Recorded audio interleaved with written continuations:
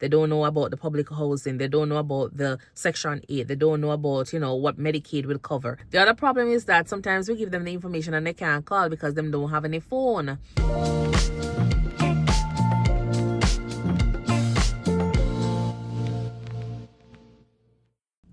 Hi everyone, welcome to the channel. Thank you so much for tuning in to the ThinkNursing channel, where we discuss everything related to nursing, travel, and lifestyle. And if you're new here, my name is Stacy, and I am a nurse, and I love what I do. If you haven't subscribed as yet, I would love for you to subscribe by the end of the video, or continue browse through, and hopefully you'll find something that will encourage you to be a part of the channel here. But remember to leave a comment and a like as well. All right.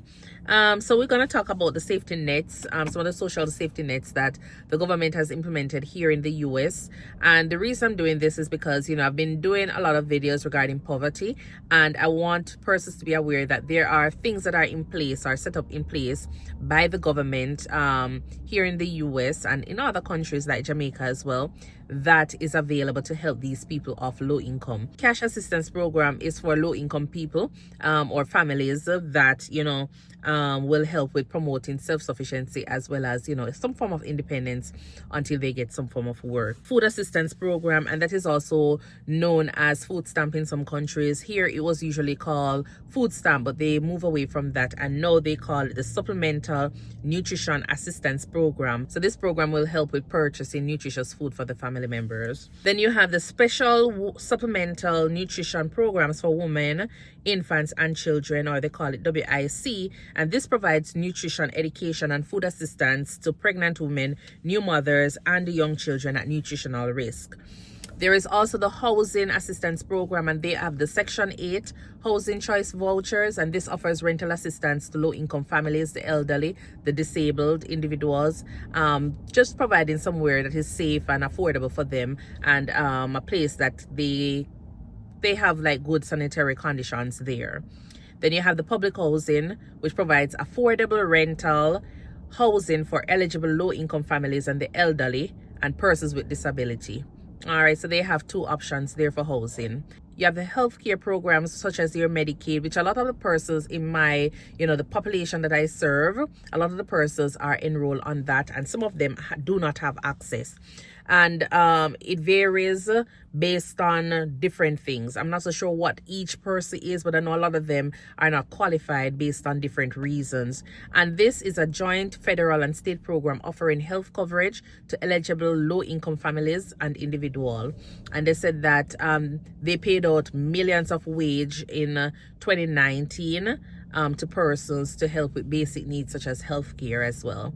And you also have the CHIPS program, Children's Health Insurance Program, which provides low-cost health coverage for children in families that earn too much to qualify for the Medicaid but cannot afford private insurance. So for persons who have migrated here and they have children on arrival, sometimes you're going to be paid at a cheaper rate, and so you might not be qualified for Medicaid, but you're not able to purchase some of those private insurance because it's too expensive. Then the CHIPS program is one that you can consider.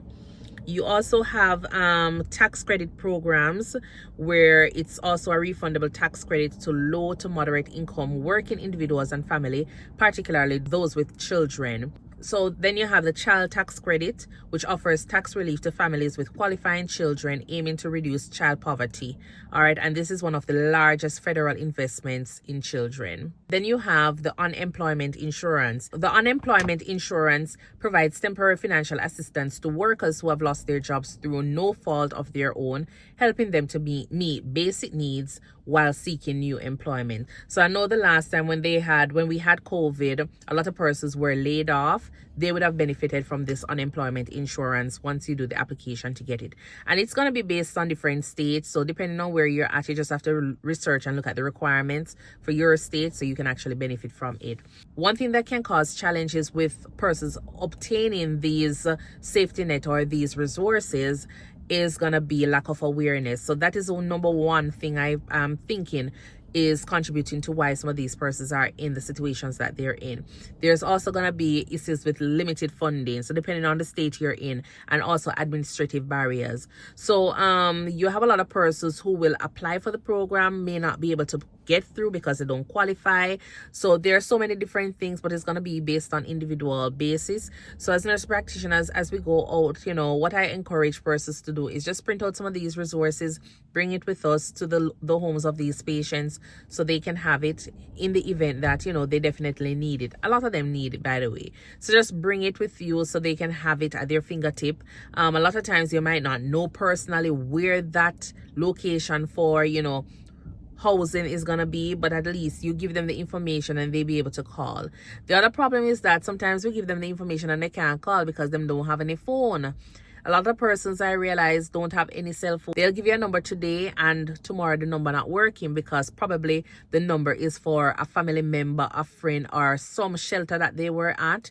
They just get a number and give it just so they can actually complete the application. But after that, you can't find them. So in terms of getting the resources to them, or even if you know where the resources are and you say, hey, you can walk down to this location to get it, you can't contact them because there is no number available for you to do so because they don't have any phone. All right, so overall, while the U.S. social safety net provides essential support to many, ongoing challenges necessitate continuous evaluation and reform to effectively address poverty and economic inequality.